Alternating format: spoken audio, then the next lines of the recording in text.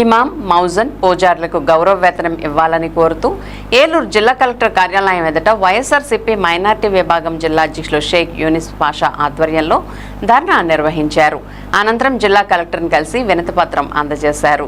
ఈ సందర్భంగా మాట్లాడుతూ వైఎస్ఆర్సీపీ ప్రభుత్వంలో ప్రతి నెల మౌజన్, ఇమాంలకు గౌరవ వేతనం అందించిందని అన్నారు. కూటమి ప్రభుత్వంలో 11 నెలల గౌరవ వేతనం అందక ఇమాంలు, మౌజన్లు ఇబ్బందులు పడుతున్నారని ఆవేదన వ్యక్తం చేశారు. దైవ చింతన ఉండే ఇమాం, మౌజన్లకు ప్రభుత్వం అందించే గౌరవ వేతనం తప్ప మరే ఆదాయం లేదన్నారు. హజ్ యాత్రకు దాదాపు 1700 మంది వెళ్తే కేవలం 72 మంది మాత్రమే సబ్సిడీ ఇచ్చి చేతులు దులుపుకున్నారని మండిపడ్డారు. కార్యక్రమంలో వైసీపీ, ముస్లిం మైనార్టీ సంఘ నాయకులు పాల్గొన్నారు. అలాగే ఆటో క్యాబ్ డ్రైవర్లను ఆదుకోవాలని కోరుతూ AP auto cab, Tata AC transport రాష్ట్ర కార్మిక సంఘాల ఐక్యవేదిక ఆధ్వర్యంలో వైసీపీ ఏలూరు జిల్లా ట్రేడ్ యూనియన్ అధ్యక్షులు పల్లి శ్రీనివాసరావు జిల్లా కలెక్టర్ను కలిసి వినతి పత్రం అందజేశారు.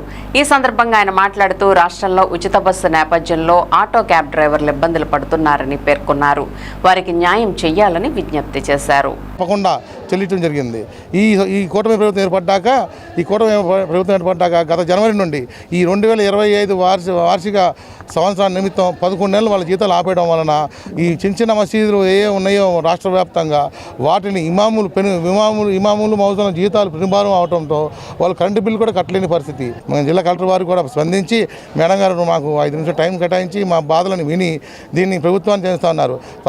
సత్వరమే ప్రభుత్వం దీన్ని స్పందించి వారి బాధలను తీర్చి వైఎస్ఆర్ పార్టీ స్పందించడం వల్ల వాళ్ళ జీవితాలు బాగుపడుతుంది అనుకుంటున్నాము. కాబట్టి వైఎస్ఆర్ కాంగ్రెస్ పార్టీ ఈ విషయంలో ఆంధ్ర వ్యాప్తంగా అన్ని జిల్లా కేంద్రాల్లో వినతి పత్రాలు చేయడం జరిగింది.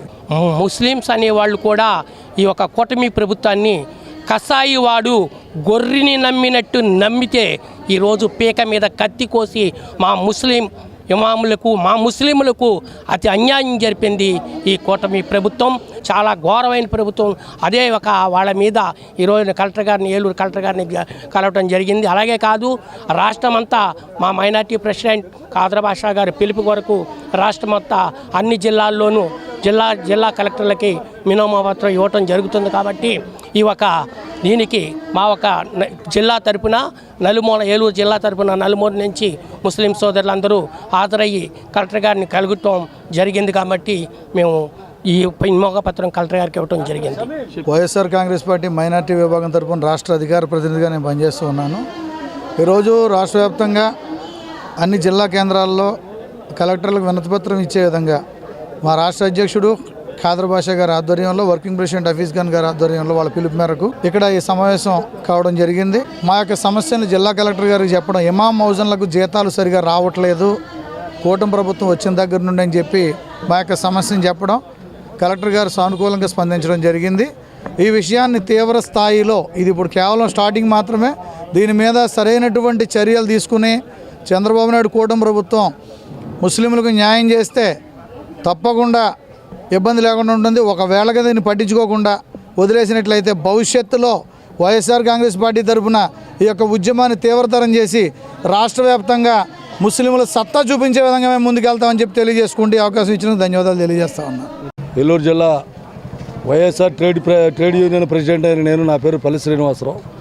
అలాగే రాష్ట్ర మాజీ ముఖ్యమంత్రి వర్యులు వైఎస్ జగన్మోహన్ రెడ్డి గారు ఆదేశాల మేరకు, అలాగే మన రాష్ట్ర trade union president Gautam Reddy గారు, అలాగే మన జిల్లా ప్రెసిడెంట్ దోలం నాగేశ్వరరావు గారు, అలాగే ఏలూరు ఇన్ఛార్జి అయినటువంటి మన జేపీ గారు, అలాగే రాష్ట్ర ముఖ్యమంత్రి మాజీ ముఖ్యమంత్రి వర్యులు ఆదేశానుసారం ప్రకారం మేము కలెక్టర్ గారికి వినతిపత్రం ఇవ్వడానికి ఆటో కార్మిక సోదరుల పరిష్కార నిమిత్తమే మేము కలెక్టర్ గారికి వినతిపత్రం ఇవ్వడానికి ఇక్కడికి కలెక్టర్ ఆఫీస్ దగ్గరికి వచ్చాం. అలాగే ఈ గత ప్రభుత్వం డాక్టర్ వైఎస్ జగన్మోహన్ రెడ్డి గారు మన ఆటో కార్మిక సోదరులందరికీ వాహన మిత్ర పేరుతో 10,000 రూపాయలు ఇచ్చినటువంటి విధానం, అలాగే ఈ కూటమి ప్రభుత్వం వారు వచ్చిన తర్వాత మేము ఆటో కార్మిక సోదరులందరికీ కూడా గత ప్రభుత్వం వారి కంటే మేము ఎక్కువగా న్యాయం చేస్తామని చెప్పి నమ్మబలికి ఏ న్యాయము చేయకుండా ఈ ఆటో కార్మిక సోదరుల కుటుంబాలన్నీ రోడ్డును పడేటట్టుగా కొత్తగా ఉచిత బస్సు ప్రయాణాన్ని పెట్టారు. దాని మీద వీళ్ళకి కిరాయిలు లేకుండా పోయినాయి. అలాగే వీళ్ళు సంవత్సరం ఒక ఇంటికి బ్రేక్ చేయించుకోవడానికి ఆ బ్రేక్ నిమిత్తం కానీ, అలాగే పొల్యూషన్ నిమిత్తం కానీ, అలాగే ఇన్సూరెన్స్ నిమిత్తం కానీ ఏదైనా కానీ 9,000 రూపాయలు అయ్యింది. 9,000 రూపాయలు అవుతుంది.